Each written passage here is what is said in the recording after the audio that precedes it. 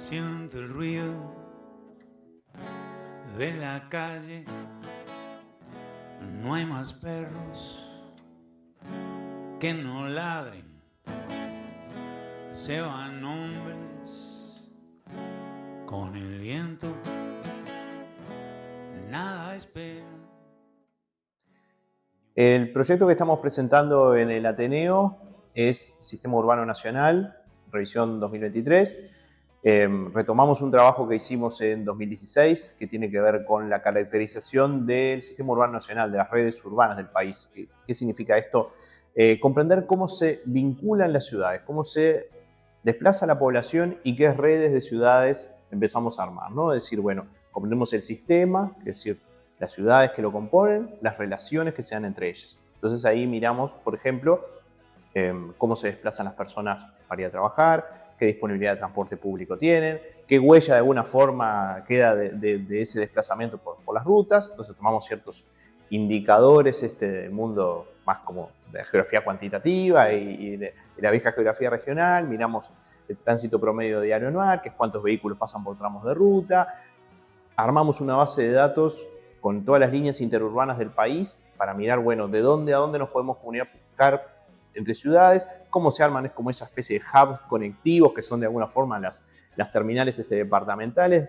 O sea, en otros países cuando se hacen este tipo de estudios miran funcionamiento de aeropuertos, de grandes terminales de trenes. Bueno, nosotros para movernos entre ciudades en Uruguay lo que tenemos básicamente es el transporte interurbano de pasajeros y bueno, eso por carretera y bueno, eso es lo que mapeamos y una fuente que usamos muy valiosa, muy innovadora para el país en su momento, que fue la movilidad laboral entre localidades, que se captó por primera vez en el censo 2011 y que, bueno, con la expectativa de que esa pregunta se retoma en el censo 2023, vamos a procesar eso. Estamos en una etapa como de revisión crítica de la metodología, vamos a tratar de replicar el estudio. Y yo creo que uno de sus principales hallazgos fue plantear que las redes de ciudades en Uruguay no solo sirven para pensar regiones, que era una cosa que atravesó las últimas décadas del país. Bueno, cómo delimitar regiones adentro del país, cómo se generan esos espacios subnacionales.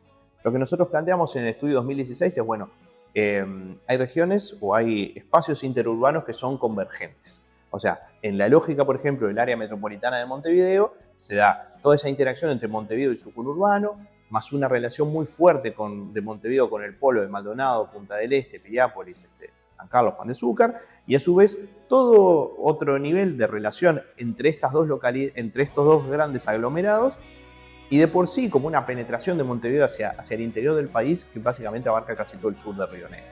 Entonces, lo mismo que entender, bueno, las redes de ciudades en el norte están entre ciudades que están más lejos, tienen vínculos más débiles, algunas otros lugares del país tienen vínculos más intensos. Bueno, toda esa cuestión permite arrojar, comprender cómo es, digamos, el Uruguay desde el punto de vista funcional, en el sentido, bueno, de cómo nos desplazamos para trabajar, eso atrae otros vínculos de tipos comerciales, de servicios, etcétera, y bueno, y también de alguna forma qué dispositivos o qué infraestructura está mediando en eso. ¿Qué derivaciones o qué utilidad tiene conocer el Sistema Urbano Nacional? No es un ejercicio académico o no es solo un ejercicio académico. En los últimos años, desde que hicimos el trabajo 2016, esto derramó hacia la gestión, derramó hacia otros espacios académicos en muy buena forma. Fue trabajado por la Dirección de Ordenamiento Territorial, con quien en su momento hicimos el convenio de cooperación para hacer el estudio en su versión inicial. Eso derivó, por ejemplo, en la utilización para la revisión de la estrategia de regionalización de ACE, en trabajos que se hicieron junto al Sistema Nacional de Emergencias, el tema de la regionalización de aportar, digamos, a la problematización de la regionalización de SINAE.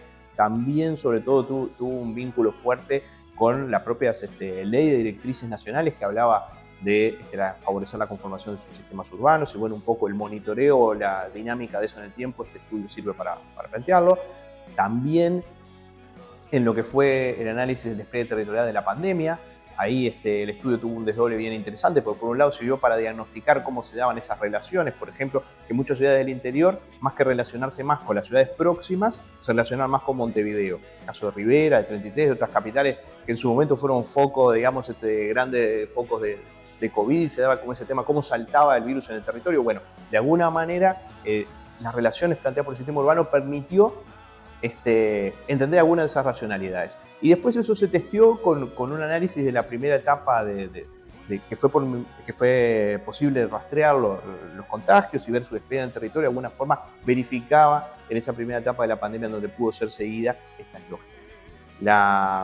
El desafío de mirarlo en esta etapa de nuevo no solo es actualizar la información, sino pensar, bueno, ¿cuánto cambió el país?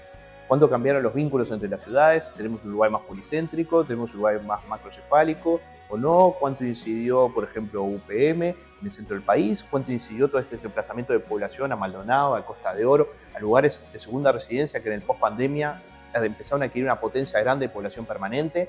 Bueno, esos son un poco los desafíos que empezamos a ver.